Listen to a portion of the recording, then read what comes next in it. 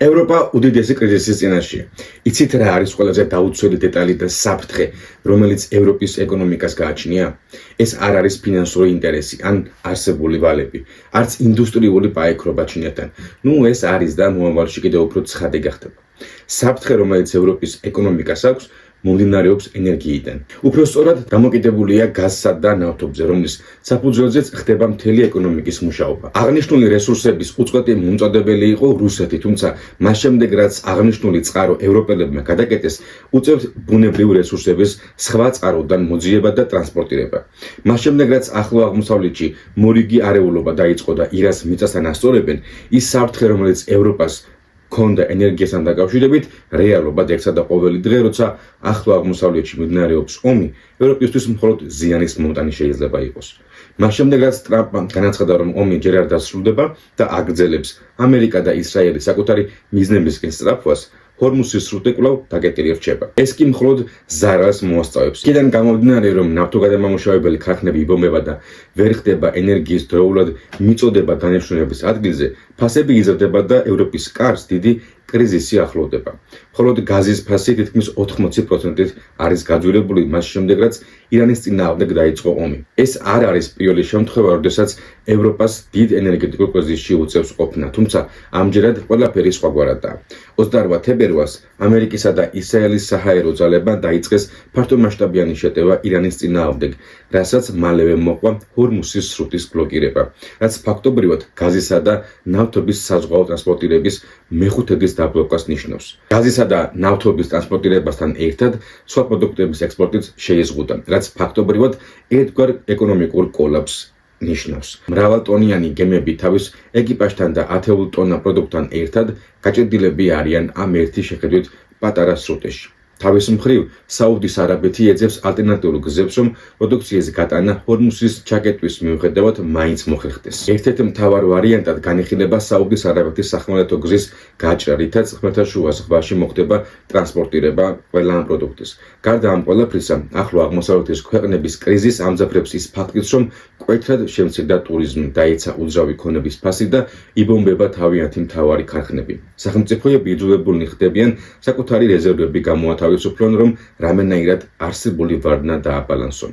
ნავთობი ბარელის ფასი თითქმის გასამაგრდა და გასცდა $100 ნიშნულს. ევროპა ჩიხშია, რუსეთიდან დაბლოკილია ყველა სახის რესურსების იმპორტი, ხოლო სანაცვლოდ ვერც ახლო აღმოსავლეთიდან ახერხებს მიღებას ევროპა. ისრაელი და ამერიკა კი თავის საქმეს ბეჯითად აგრძელებენ, ბომბავენ ყველა მიზანს და მათ შორისაა ენერგეტიკის სექტორი. ერთ-ერთი ასეთი სამიზნე აღმოჩნდა სამხრეთ პარსი, სადაც ირანისა და რეგიონის გაზის 75% არის მოქცეული. დღეში ექსპორტზე მხოლოდ ამ ობიექტიდან გადის 700,000 ბარელი. ამ ობიექტზე დარტყმით ფაქტობრივად ურტყავ ყატარს, საუდის არაბეთსა და სხვა მეზობელ ქვეყნებს, რადგან ყველას თავისი წილი გააჩნია აქედან. რას რაფანი კატარის ტერიტორია, საიდანაც ყველაზე დიდი ოდენობით გაზი გადის ექსპორტზე მთელი მსოფლიო მასშტაბით.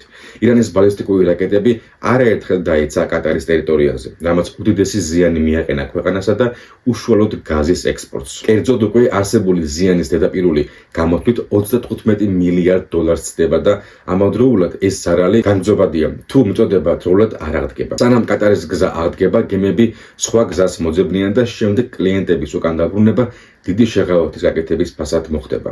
შესაბამისად, ზიანი, რომელიც ახლა ვთქვით, გაცილებით მეტი იქნება მომავალში. როგორ აისახება ყველაფერი ეს ევროპაზე? ძალიან ცუდად. გრძელვადიან პერსპექტივაში კი გაცილებით ცუდად. მაგალითად, ბოლო წლების ევროპის იმპორტი რო ვნახოთ, მიხვდებით, რომ ევროპა ენერგეტიკული რესურსების უმთავრესი იმპორტიორია. ფაქტობრივად, თავისი მოხმარების 98% მოდის იმპორტზე და ეს თანხებში მარტივად აისახება. ამ ყველა პროდუქტის იმპორტში ყოველწლიურად ევროპა ხარჯავს $370 მილიონ მეტს. მას შემდეგ, რაც რუსეთთან შეწყდა კავშირები, ევროპის გაზის 50% მოდის LNG-ს სახით იმპორტზე, რასაც იძენს ამერიკისგან, კატარისგან.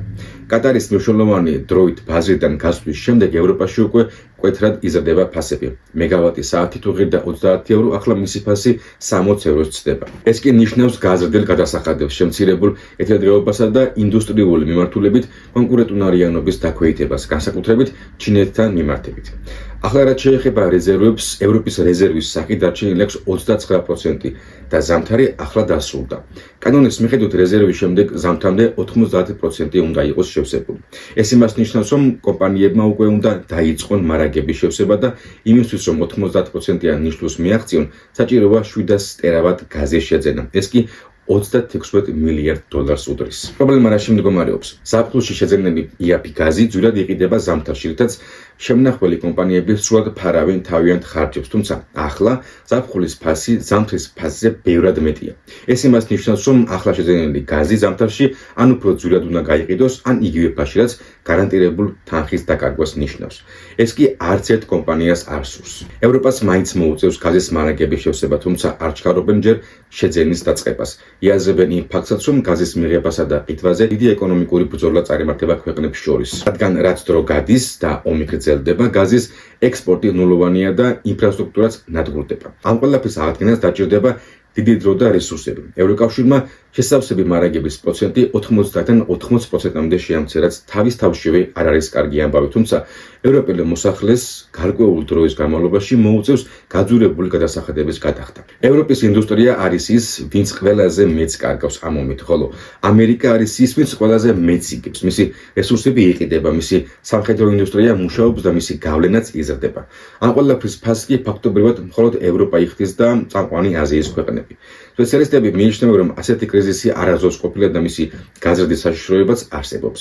ისინი მოუწოდებენ მოსახლეობას, რომ ნაკლებად გამოიყენონ გაზი, დენი, იმუშაონ სახლებიდან და მანქანებით ნაკლებად გადაადგიდნენ. ჯერ მხოლოდ ერთი თვეა გასული ომის დაწყებიდან, თუმცა თუ კიდევ დიდხანს გაგრძელდება ეს პროცესი, პრობლემების ნიავარი მიეწება ევროპის დიდ და ძლიერ ეკონომიკას. ევროპა ერთდროულად სამ მნიშვნელოვან საკითხს ინარჩუნებს.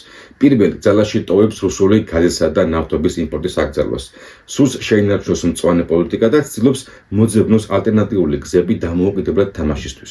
ეს პროცესი რთულია, თუმცა არა შეუძლებელი. ბუნებრივი რესურსების მომპოვებელი ქვეყნები იძულებულნი არიან გაანახერონ მომპოვება, რადგან მათ ექსპორტს დროებით ვერ ახერხებენ. ეს ომი ოდესმე უნდა დასრულდეს და ამას კარგად ხვდება ტრამპიც.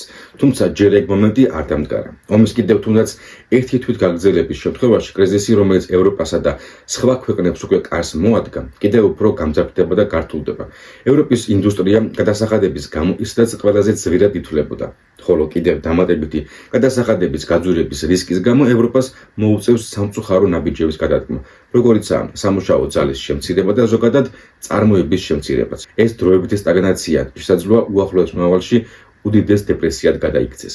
ევროპისთვის მსგავსი კრიზისი უცხო არ არის. 1973 წელს საუდის არაბეთის ნავთობს ემბარგო დაუწესდა დასავლეთის მიერ ისრაელის მხარდაჭერის გამო იამ კიპურის ომში. ამის გამო რამდენიმე წელში ბარელის ფასი $3-დან $12-მდე გაიზარდა. შესაბამისად გაძვირდა დენიც. მეორე კრიზისი მოყვა ირანის რევოლუციას 1979 წელს. ბლოკადა გაგრძელდა 3 წელს და ფასები ამ შემთხვევაში ჯერ გაორმაგდა და შემდეგ გასამაგდა. მესამე კრიზისი მოხდა 2005-2008 წლებში, თუმცა ეს შემთხვევა განსხვავებული იყო და ფასები ბარელზე $30-დან $140-მდე გაიზარდა. მეოთხე კრიზისი იყო კორონავირუსის პანდემიის დროს და მის შემდეგ, როცა გაზის ფასები ფაქტობრივად გაათმაგდა. მეხუთე კრიზისი კი ყველასთვის ცნობილია. რუსეთი შეიჭრა უკრაინაში და დაიწყო მორიგი კრიზისის ერა. გაძვირდა როგორც საწვავი, ისე დენი და ახლა 2026 წელს მორიგი კრიზისის წინაშე აღმოჩნდა ევროპა. და როგორც ჩანს, ყველაზე მძაფრი და მტკივნეული. სწორედ ეს ეტაპი აღმოჩნდა. ყველა ომსა და კრიზისს თავისი გამარჯვებული და დამარცხებული მხარე ყავს. ამ ეტაპზე, როგორც ჩანს, დამარცხებული მხარეა ევროპა, ჩინეთი, იაპონია, სამხრეთ კორეა, პაკისტანი და ახლო აღმოსავლეთის ქვეყნები ირანთან ერთად. ხოლო გამარჯვებული, გარკვეულ საკითხებში მაინც არიან ისრაელი და ამერიკა. ეკონომიკური კოლაფსი ახლოსაა და დავიტოვოთ იმედი, რომ უფრო უარეს სცენარს ავირიდებთ.